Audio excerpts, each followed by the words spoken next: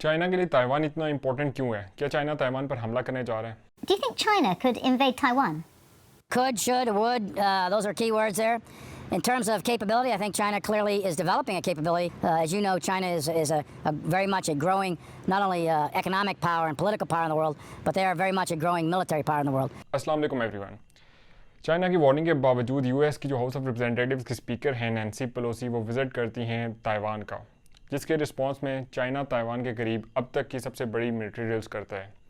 In military drills के अंदर China के 100 से ज़्यादा वॉर प्लेन्स, जिनके अंदर फाइटर जेट्स, बॉम्बर्स और 10 से ज़्यादा वॉरशिप्स शामिल होती हैं। इन मिलिट्री एक्सरसाइजेस के फर्स्ट डे के ऊपर चाइना मीडियन लाइन क्रॉस करते हुए डायरेक्टली ताइवान के वाटर्स के अंदर बैलिस्टिक मिसाइल्स फायर करता है। ऐसा चाइना ने 1996 के बाद पहली दफ़ा किया था।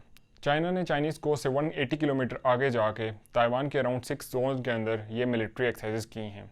इन मिलिट्री एक्सरसाइजेस ने वेस्ट के अंदर एक अलार्मिंग सिचुएशन पैदा कर दी है कि क्या चाइना ताइवान पर हमला करने जा रहा है। इसको समझने के लिए चाइना और ताइवान की हिस्ट्री को देखना बहुत ज़्यादा इंपॉर्टेंट है। चाइना और ताइवान हिस्टोरिकली एक दूसरे के साथ कनेक्टेड हैं। चाइनीज़ एम्पायर एक बहुत ही पावरफुल एम्पायर था और 200 ईयर्स तक ताइवान इस चाइनीज़ एम्पायर का एक पार्ट था।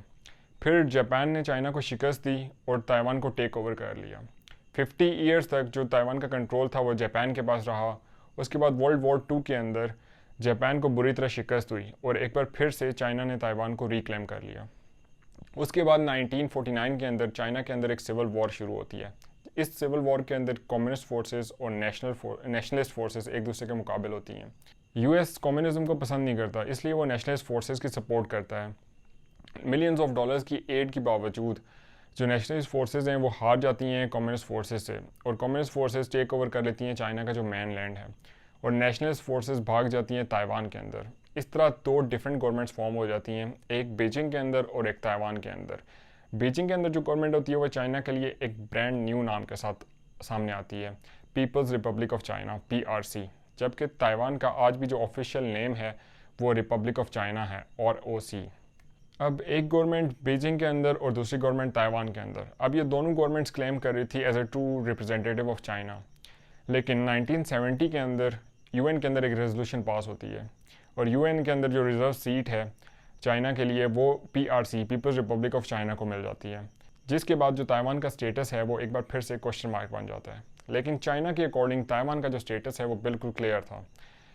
बीजिंग के अकॉर्डिंग चाइना एक कंट्री है और ताइवान उसका एक पार्ट है। स्ट्रेटेजिकली ताइवान चाइना के लिए बहुत ज़्यादा इंपॉर्टेंस रखता है।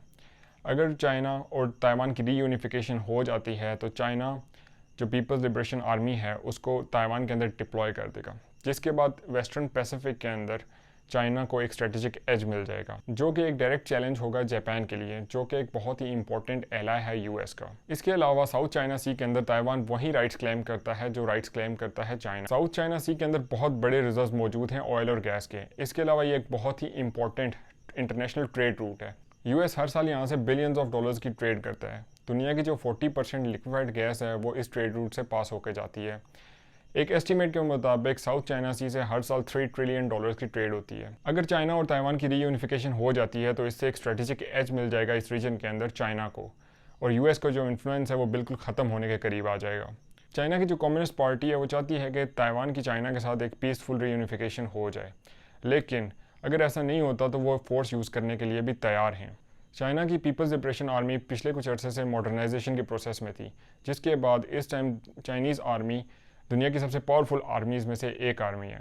इसके अलावा जो रशिया की इन्वेजन थी यूक्रेन के अंदर, उससे चाइना ने बहुत सारी चीज़ें लर्न की हैं कि कैसे अगर चाइना ताइवान पर हमला करता है तो वेस्ट का जो रिस्पॉन्स होगा, जो प्रेशर होगा और जो वेस्ट की सेंक्शंस होंगी उनको कैसे टैकल किया जाए और चाइनीज़ जो इकॉनमी है उसको सिक्योर किया जाए। ऐसा नहीं है कि जंग का खतरा बहुत ज़्यादा है, लेकिन जंग का खतरा हर गुजरते दिन के साथ बढ़ता जा रहा है। तो आज की वीडियो से इतना ही, मिलते हैं नेक्स्ट वीडियो में, तब तक के लिए अल्लाह हाफ़िज़।